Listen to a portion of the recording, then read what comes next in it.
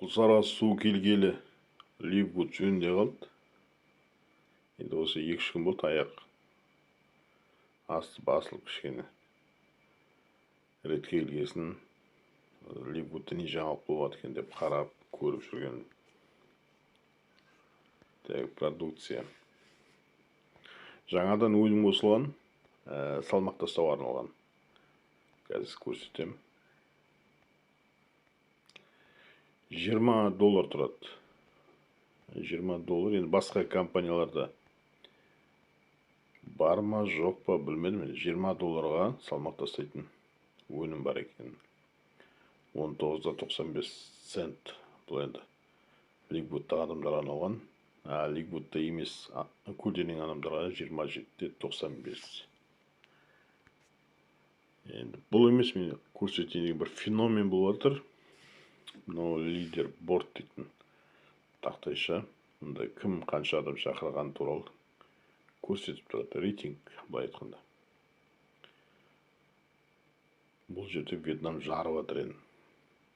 Джеффри Аман дейтін ең бірінші болып тұрған, орнын бермей бұтылға дейін. Осы жақында мына Вьетнам қосылды, 2003 адам шақырған. 2003 адам, әрқайсысы мысалы бір адам $25 пайда келеді. Бір реттік қана. Бұнау енді 2003 адам, бұл $50,000 деген өйдебады. $50,000 табыс тауып жатты. Бұл тек бір табыс, 7 табыстың біреуі ғана. Қараңыздар. Вьетнам. Бүйтіп жұмыс жасау үшін ойлаймын қаншалықты аш болу керек екен. Енді аш болу енді кәдімгі аштықты емес, былай өзінің жұмысына деймін, сүйіп жасайтын. Қаншалықты маман болу керек. Бұларға енді сетевойға адам шақыра алмайым дейтін сөздік қорында сөз жоқ сияқты. Қарап тұрмын. Неке қараңызшы, 2003 деп тұр оны. Өзгеріс бола ма екен? Жоқ. Өзгеріс жоқ. Вьетнам, Америка, Вьетнам.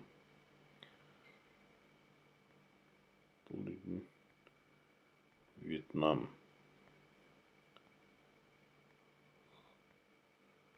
Бұл қалай жұмыс жасайды? Әзір түсініксіз болып отыр мен үшін. Бір жыл бұрын кірген Марат Тайкешевтің өзі 125 адам шақырған. Енді мыналар енді мықты жұмыс жасап, мықты. 2003 адам шақырған, иә. Әзір өзгеріс жоқ. Осы әзірге жаңалық. Көргенімді көрсетейін деп, бөлісейін деп. Қытай дейтін, Қытай артта алған сияқты. Вьетнам мықты жұмыс жасап отыр.